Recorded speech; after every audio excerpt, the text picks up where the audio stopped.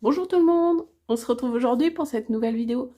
Moi c'est Malou de Malou Astro et on se retrouve aujourd'hui pour parler de la pleine lune en Gémeaux qui aura lieu le 8 décembre 2022 à 5h07 heure de Paris, une petite heure avant temps universel, et elle se déroulera à 16 degrés du signe des Gémeaux. C'est une pleine lune, la dernière de l'année 2022. Voilà. Alors, elle se passe sur l'axe Sagittaire-Gémeaux. Une pleine lune, la Terre est ici, le Soleil d'un côté, la Lune à l'exact opposé. Donc, le Soleil à 16 degrés du Sagittaire, la Lune à 16 degrés du Gémeaux. Pour cette deuxième vidéo, je tiens encore à m'excuser auprès de vous si je regarde mes notes. Voilà, ça devient de plus en plus fluide, mais on me laisse le temps de prendre cet exercice en totale improvisation sans les notes. Alors, quand on ouvre la carte du ciel, on peut remarquer très rapidement une chose, c'est que la Lune est en conjonction exacte, c'est-à-dire avec un orbe très serré.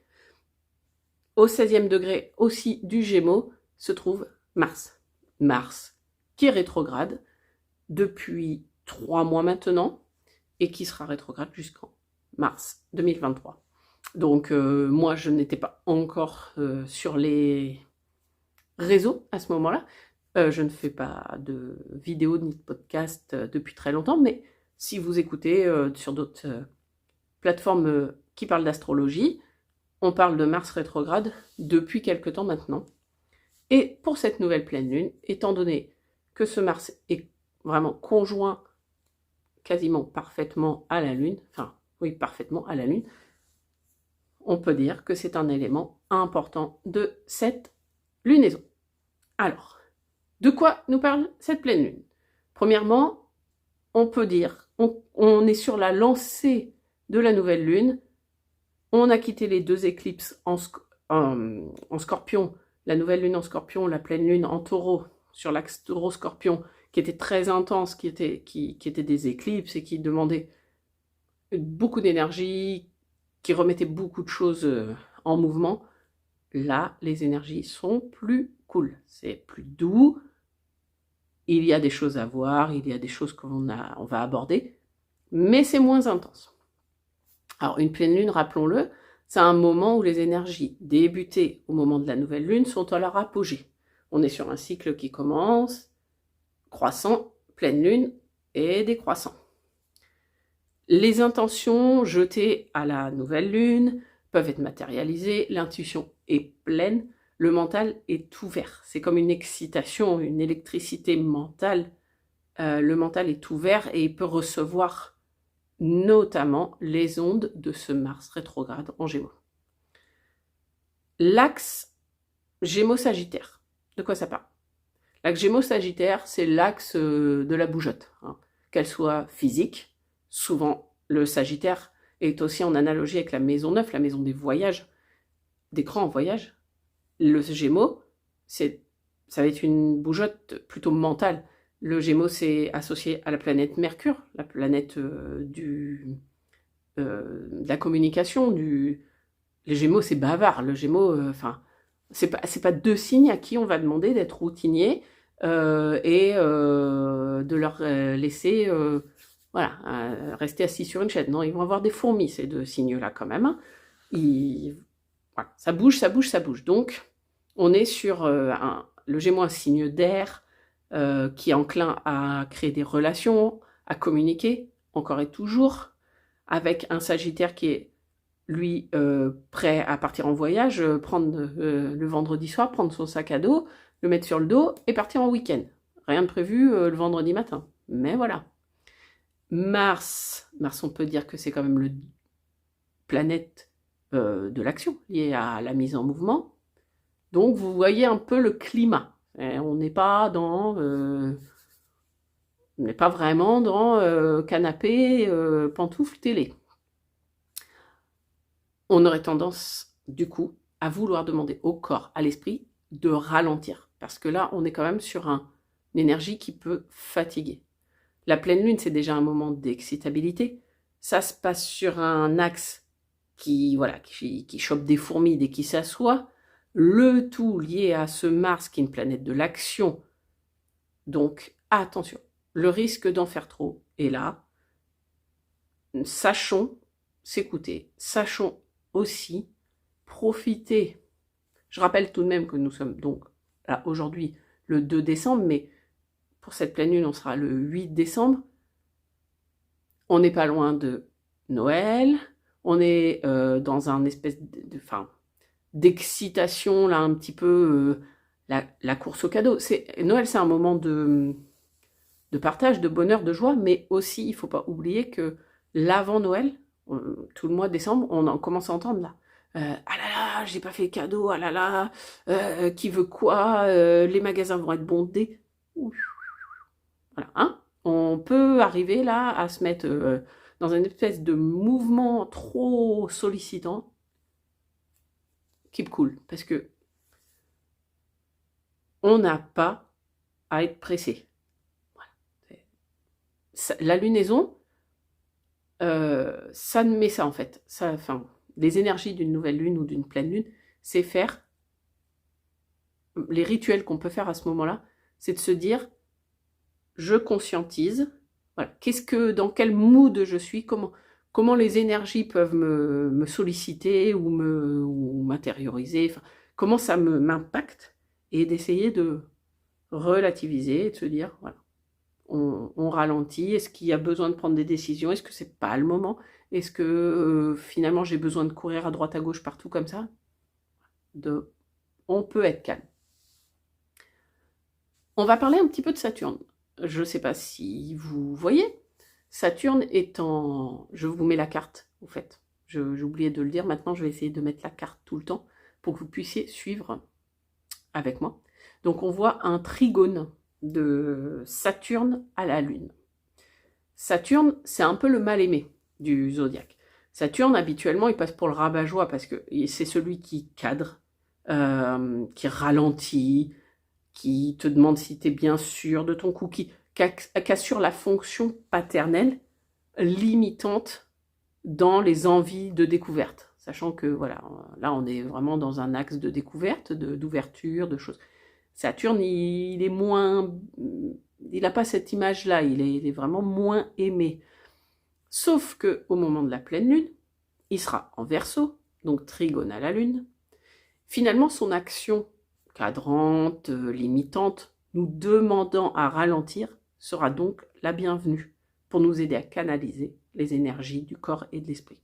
Donc, après Saturne, on va reparler de ce Mars. Mars rétrograde, qu'est-ce que ça signifie? Alors, une planète rétrograde, c'est comme une planète qui va se mettre en pause pour, intérieurement, prendre le temps d'une possible remise en question du domaine concerné. Mars, rappelons-le, dans la mythologie, c'est le dieu de la guerre. Mars est associé à l'action, au mouvement, et du coup, cette rétrogradation, cette mise en pause, va pouvoir nous questionner sur notre manière d'agir, sur nos réactions lorsque quelque chose piétine, que l'on n'arrive pas à enclencher. Mars rétrograde, c'est ça. Comment est-ce que je fonctionne dans ma mise en mouvement et comment je réagis si on m'entrave? La question de l'agressivité, du coup, est abordée puisque on parle d'excitation mentale depuis tout à l'heure et un Mars entravé, quelque part, il s'excite, il s'agace et il peut devenir agressif. Donc, c'est toute cette question de la réaction au mouvement ou au non-mouvement, tout ce qui va être de l'action, comment intérioriser toutes ces questions et mentaliser ces questions. En conjonction à Mars, la Lune, ça prend une coloration d'un Mars bélier un petit peu. Un Mars bélier, donc Mars, c'est la planète maîtresse du bélier, il est chez lui, c'est impatience, c'est impulsivité, ça peut être au rendez-vous. Donc tout à l'heure, quand je vous parlais par exemple des gens qui vont courir dans les magasins là, de Noël, à un moment donné, on sent des fois des gens qui s'énervent aux caisses, là, ça va passer vite, tout ça. Bah, c'est un peu cette idée-là, On va se fâcher avec la personne devant nous ou derrière nous. C'est impulsif, voilà, c'est lié à toute cette espèce d'excitation, d'électricité là. Après, n'oublions pas que la Lune, elle avance vite. La Lune, elle fait quoi 13 degrés par jour à peu près. Elle avance de 13 degrés dans un signe.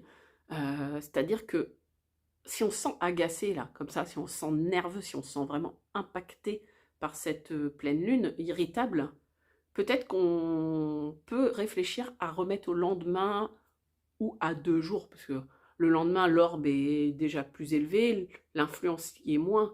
2 jours après, l'influence de la Lune, elle est repartie. Donc, quand on a quelque chose là autour du 8 décembre d'important, dont la finalité de la discussion va être importante, peut-être que si on se sent vraiment impacté par cette agressivité, cette impulsion de Mars, remettre à la discussion à 2 jours. Si vraiment la réponse peut attendre 2 jours, autant essayer de se dire, voilà, je suis peut-être pas dans le bon tempo pour aller entamer cette discussion-là et prendre cette décision-là. Moi, c'est un conseil que je donne là pour cette pleine lune. Parce que on sera moins enclin à se faire déborder par des émotions bouillonnantes, en fait. Si on est déjà moins impacté par la Lune, peut-être que... Après, ça dépend de quel type de Mars on est, de natal, et quelle manière d'agir on a aussi. Hein. Mais si on n'est pas habitué justement à être un peu surstimulé par toute cette excitation, voilà, attendre quelques jours fera du bien. Je rappelle, alors, je change l'image, je vous rappelle la liste des maisons et les domaines concernés par les maisons. Je rappelle aussi que cette liste est une liste assez courte, qu'une maison 1, ce n'est pas que l'individualité et l'apparence physique, c'est l'ascendance à beaucoup de domaines, enfin, ça concerne un domaine assez large, pareil, la maison 2, tout ça. Mais je remets cette liste. Une pleine lune, une nouvelle lune, j'aime bien, moi, regarder dans mon thème natal de naissance, où est-ce qu'elle tombe, dans quelle maison elle tombe. Parce que généralement, la maison dans laquelle tombe donc la lune, là vous allez regarder au 16e degré du Gémeaux, la lune va tomber dans une maison chez vous. Là. Et cette maison-là sera quand même une des maisons impactées par les énergies de cette pleine lune.